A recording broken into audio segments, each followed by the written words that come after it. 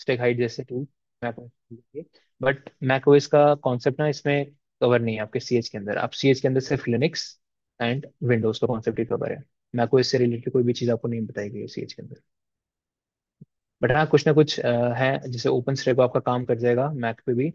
और विंडोज वाले जो बाइनरीज है वो तो काम नहीं करेंगी। विंडोज वाली जो टूल्स है ना, जो भी मैंने आपको बताया था, स्नो और ओपन स्टैको, ये काम नहीं करेंगे। बट हाँ, मैक के लिए एक्सप्लोर आप तो कर सकते हो, कुछ ना कुछ टूल्स वगैरह टूल्स आपके पास अवेलेबल होते हैं। बट मैक आपको पता है कि कोई थर्ड पार्टी टूल को नॉर्मली डाउनलोड नहीं करने देता है प्रॉपरली। उसका जो ऑपरेटिंग सिस्टम है वो थोड़ा, उसकी जो लेयर्स ऑफ सिक्योरिटी है वो स्ट्रांग है, क्योंकि वो इन तरीकों के सॉफ्टवेयर को इंस्टॉल नहीं करने देगा। तो आप एक्सप्लोर कर सकते हैं, बट सीएच के अंदर मैक ओएस के ऊपर कुछ भी कंटेंट नहीं दिया गया है।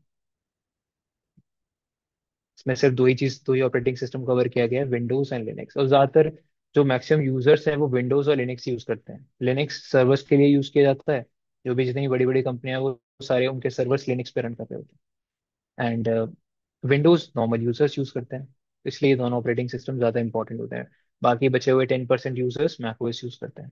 लेकिन जो 90% मार्केट है, 90 से भी ऊपर, वो विंडोज और लिनक्स का ही है सारा। तो इसलिए ज्यादातर जो चीज आपको मिलेंगी वो विंडोज और लिनक्स बेस्ड ही मिलेंगी यहाँ पे।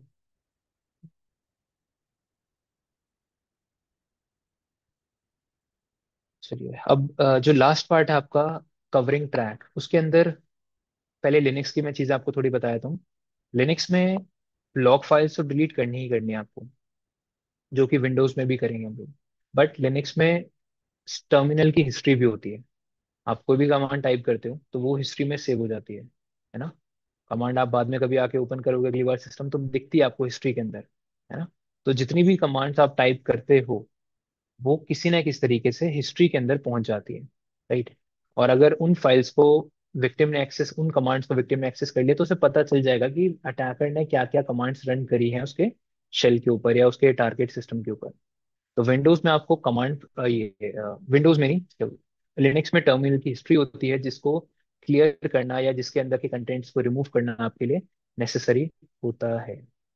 विंडोज में कमांड प्रॉम्प्ट की हिस्ट्री नहीं होती है।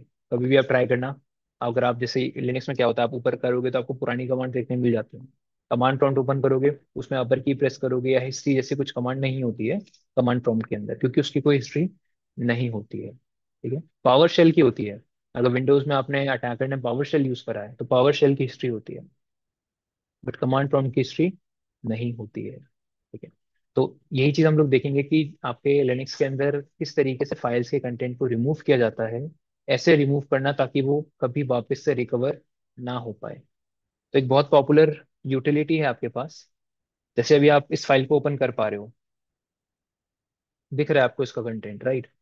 मान के चलिए कि ऐसे ही कोई फाइल है जिसके अंदर आपने कुछ चेंजेस करे हैं और अब आप चाहते हैं कि उस फाइल का कंटेंट कोई यूजर एक्सेस ना कर पाए। तो आप क्या करेंगे, उस फाइल के कंटेंट को श्रेड, एक लिनक्स में कमांड होती है श्रेड। श्रेड कमांड क्या करती है, डेटा को डिस्ट्रॉय करती है। श्रेड का काम ही मतलब ही यही होता है कि जो डॉक्यूमेंट्स हैं, कंटेंट्स हैं, उनको डिस्ट्रॉय करना। जो ऑफिसेज होते हैं उसमें श्रेडर्स लगे होते हैं, ताकि आपका जो डॉक्यूमेंट है उसमें जो कंटेंट लिखा हुआ है वो नॉर्मली हम ऐसे बस रैप करके नहीं फेंक देंगे डस्टबिन में। आप उसको प्रॉपर डिस्ट्रॉय करोगे प्रॉपरली, ताकि वो कंटेंट कोई भी एक्सेस ना कर पाए। उसको छोटे छोटे पीसेस में डिवाइड करते हैं। तो वही कुछ कॉन्सेप्ट यहाँ पे है कि यहाँ पे आपकी फाइल का जो कंटेंट है वो नॉन रिकवरेबल हो जाएगा। आप कभी भी उस डेटा को वापस से रिकवर नहीं कर पाओ। जैसे अभी आप रीड कर पा रहे हो उस फाइल को,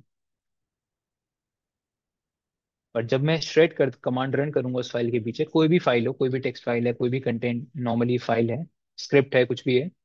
अब मैंने ये श्रेड कमांड रन करा है, इसको आप कैट करके देखिए। तो कैट करने के बाद इसका कंटेंट कुछ नॉन ह्यूमन रीडेबल फॉर्म से रिप्लेस हो जाएगा, जिसको वापस से रिकवर करना पॉसिबल नहीं है। अगर आपने एक बार किसी फाइल को श्रेड कर दिया, तो वो फाइल का अगर आपने बैकअप नहीं लिया होगा तो वो फाइल डिस्ट्रॉय हो जाएगी हमेशा के लिए। वो कभी भी फाइल आप वापस से रिकवर नहीं कर पाएंगे। ठीक है, तो इस फाइल को, इस कमांड को ध्यान से यूज करेगा जब भी कभी यूज कर रहे हो। तो हम लोग ये श्रेड कमांड किस पे रन करेंगे, अगर करना है हमें, तो हिस्ट्री फाइल पे और लॉग फाइल्स पे। अब हिस्ट्री कहाँ पे सेव होती है लिनक्स में आपकी, आपकी जो हिस्ट्री होती है, जो भी आप शेल पे कमांड्स टाइप करते हैं, वो हिस्ट्री कहाँ पे सेव होती है।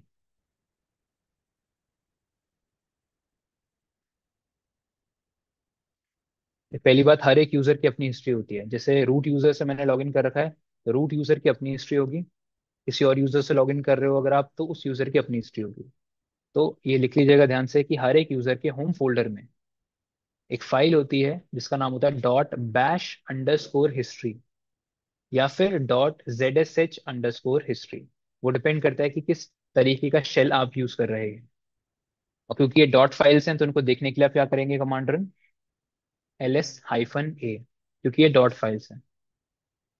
अगर मैं ओपन करूं यहाँ पे तो आपको दिख जाएगा, जैसे मेरे पास एक फाइल है .zsh_history के नाम से। ठीक है। या फिर दूसरी फाइल मिलेगी, वो डिपेंड करता है कि आपका यूजर, जैसे मेरा रूट यूजर कौन सा शेल यूज कर रहा है, ZSH। काली का ट्राई करोगे तो काली यूज कर रहा होगा बैश, या कोई और यूजर किसी और तरीके का शेल यूज कर रहा होगा। आपको पता है ना, अलग अलग टाइप के शेल होते हैं आपके पास। तो जो भी शेल पे आपने कमांड टाइप करी है, उस शेल की हिस्ट्री इस नाम से सेव हो जाएगी। अगर ZSH शेल में काम किया आपने, तो हिस्ट्री फाइल का नाम होगा .zsh_history। अगर आपने बैश पे काम किया होगा कभी, जैसे मेरे केस में देख लेते हैं, ये .bash_history, मैंने बैश शेल भी यूज कर रखा होगा इसका। तो उसकी जो भी कमांड मैंने उस शेल पे टाइप करी होंगी, तो उस शेल की कमांड्स आपको यहाँ पर मिलेगी। ठीक है। अब इन फाइल्स को अगर आप कैट करके देखोगे, रीड करके देखोगे, तो इसके अंदर डेफिनेटली आपको कंटेंट मिलेगा। यहाँ कौन कौन सी कमांड्स मैंने चलाई हुई है, रिसेंटली चलाई होंगी इस यूजर से। वो सारी कमांड्स ऑटोमेटिक, ऐसा नहीं होता कि जैसे मैं लिख रहा हूँ अभी कम, अभी मैंने कुछ 10-15 कमांड लिखी, वो कमांड्स अभी नहीं आएंगी इसके अंदर। वो कमांड्स जब मैं टर्मिनल बंद करूंगा, उसके अंदर टाइम टू टाइम हिस्ट्री के अंदर कंटेंट को ऐड करता है, और उसके बाद आपको वो कंटेंट देखने के लिए मिलेगा। तो अटैकर का ये ऑब्जेक्टिव होता है यहाँ पे कि वो इस फाइल के कंटेंट्स को क्लियर आउट कर दे, श्रेड कर दे, या फिर इस फाइल को एडिट करके जो जो लाइंस की कमांड उसे हटानी है, वो कमांड्स मैनुअली रिमूव कर दे। समझ आया? तो आप श्रेड कर सकते हैं इस फाइल को। आप इस फाइल के अंदर कंटेंट्स को मैनुअली एडिट करके, नैनो से या विम से आप एडिट करके इस फाइल के कंटेंट्स को रिमूव कर सकते हैं, जो भी लाइंस आपको हटानी है। या फिर एक और बहुत पॉपुलर टेक्निक है, जैसे मान के चलिए अभी यही वाली फाइल है, मैंने इसको श्रेड कर दिया। ठीक है। ये ऐसे ही मानिए कि जैसे हिस्ट्री फाइल है या कोई लॉग फाइल है। ठीक है। अब मैंने इसके कंटेंट को श्रेड कर दिया, ये कंटेंट रिकवरेबल नहीं है, बट कोई भी इसको देख के ये पता कर लेगा कि इस फाइल के साथ छेड़छाड़ की गई है। ठीक है। तो आप क्या कर सकते हो, आपको पता है आपके मशीन में एक फाइल होती है, सुना है कभी आप लोगों ने इस फाइल के बारे में, नल फाइल के बारे में? ये नल फाइल जो आपके लिनक्स में होती है, ये एम्प्टी होती है, हमेशा खाली फाइल होती है। इसके अंदर कभी भी कुछ कंटेंट आप नहीं डाल पाओगे। अगर आप डालोगे तो वो कंटेंट कभी सेव नहीं करता है। तो ये जो फाइल है, इसको रीड करके आप इसके आउटपुट को कहाँ पे रीडायरेक्ट कर सकते हो, इस फाइल के अंदर जो हम लोगों ने, जिसका इसके कंटेंट को भी हम लोगों ने श्रेड किया था। तो आप ये करोगे, ये कमांड ऑपरेटर पता है सभी को क्या करता है, लेफ्ट हैंड साइड वाली कमांड का जो भी आउटपुट है, उसको रीडायरेक्ट कर देगा राइट हैंड साइड वाले फाइल के अंदर। तो जैसे आप एंटर करोगे, अब आप कैट करके देखिए, तो वो फाइल का कंटेंट खाली हो जाएगा। फाइल रहेगी वहां पे, बट हाँ, जो उसका कंटेंट था वो खाली हो जाएगा। तो आप ये भी कर सकते हो कि पहले आपने फाइल को श्रेड किया, ताकि वो रिकवरेबल ना बने, ना उसको रिकवर किया जा सके, और उसके बाद आप क्या कर सकते हैं, इसको, उसके कंटेंट को ओवरराइट कर सकते हैं नल के फाइल से। किसी भी तरीके से आप, जैसे नॉर्मली क्या होता है, आप कोई टेक्स्ट फाइल ओपन करो, उसके अंदर आपने कुछ कंटेंट लिखा, सेव कर दिया, फिर दोबारा ओपन किया, कंटेंट लिखा, सेव कर दिया, अब पुराना कंटेंट नहीं मिलेगा आपको, नया ही कंटेंट लिखेगा। कभी भी पुराना कंटेंट आप एक्सेस नहीं कर सकते हैं कि उस फाइल के अंदर क्या किया गया था पुराना।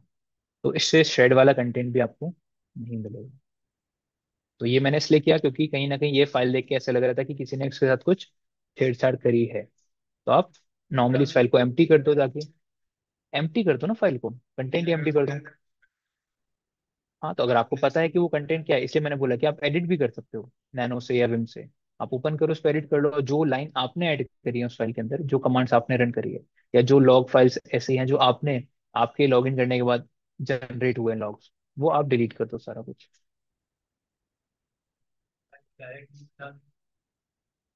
वो भी कर सकते हो, कोई भी ऑप्शन आप यूज कर सकते हो, बट बेटर ये है कि श्रेड कर दो पहले उसको, ताकि उस कंटेंट को कभी भी रिकवर ना किया जा सके किसी भी तरीके से।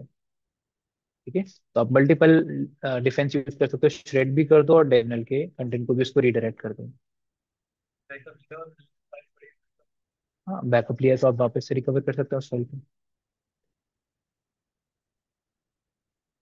ठीक है, यहाँ तक समझ आया। अभी मैं दोबारा बताऊंगा इन चीज़ों को नेक्स्ट क्लास में। तब तक इतना आप लोग कवर कर लीजिएगा।